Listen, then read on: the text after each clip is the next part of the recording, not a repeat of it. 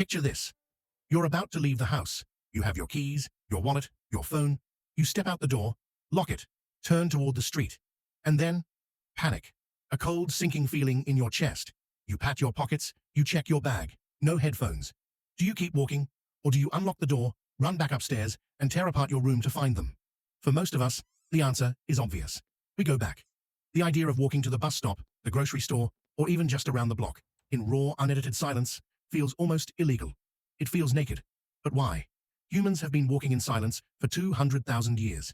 Yet, in the last decade, the simple act of moving through the world has become unbearable for many, without a curated soundtrack. You might think you just love music, or that you're easily bored. But if we peel back the layers, that discomfort signals something much deeper happening in your brain. It's not just about entertainment, it's about protection. Stick around, because we're going to dissect why silence has become the new scary monster under the bed, and what your specific headphone habit actually says about your psychology. For a massive group of people, the discomfort comes from a modern condition we can call the stimulation addiction. Consider the last time you stood in line, or waited for a microwave. Did you stare at the wall, or did you pull out your phone?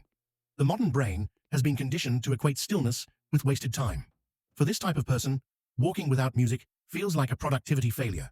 If you aren't listening to a podcast, learning a language, or vibrating to a high-tempo bass line, are you even existing? This is often tied to a high need for cognitive closure and a dopamine dependency.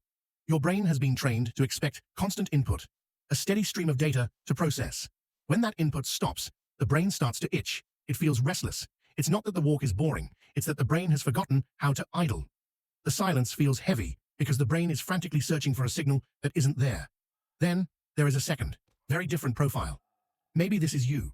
Let's call this the social shield. For this person, the headphones might not even be playing anything. Seriously, the battery could be dead, but they stay on. Why? Because they are armor. When you walk down a busy street without headphones, you are technically available. You are part of the public domain.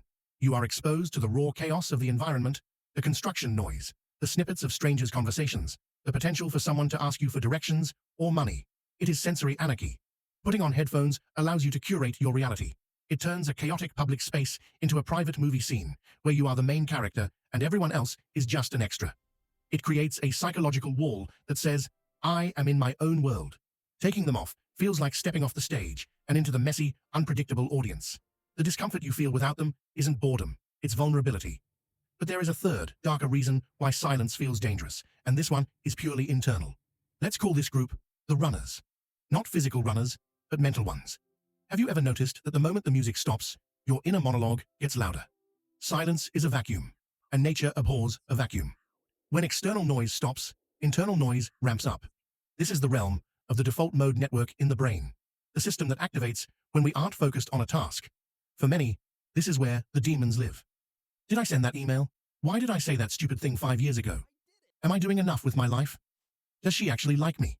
For the runner, the podcast or the playlist is a dam holding back a flood of anxiety and introspection. The music isn't there to be enjoyed.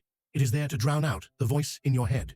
Walking in silence forces you to confront the one person you've been trying to avoid, yourself.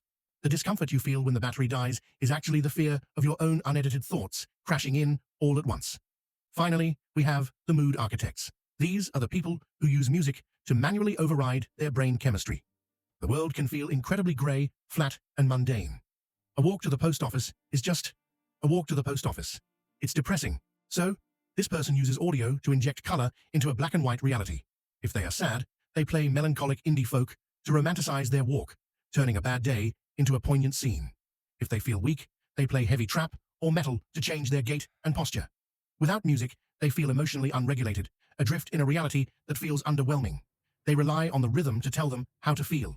Take away the music, and the world suddenly feels too real, too sharp, and surprisingly empty. So, where does that leave you? It's not a crime to wear headphones. Music is beautiful, and podcasts are great. But the next time you reach for them, pause for just a second. Ask yourself what you are trying to cover up. Are you running from boredom, hiding from strangers, suppressing your inner critic, or trying to direct the movie of your life? Maybe it's a mix of all four. But here is a challenge. Try it. Just once. Walk around the block naked, metaphorically speaking. Leave the earbuds at home. It will feel uncomfortable. It might feel excruciating. But listen to what comes up when the beat drops. You might find that the world sounds different when you aren't trying to drown it out. And you might find that you're actually okay with just being you. In the quiet. Which type are you? Do you panic when the battery dies, or do you keep the headphones on even when nothing is playing? Let me know in the comments. And if you want to understand more about the quiet signals your brain is sending you, make sure you're subscribed. See you in the next one.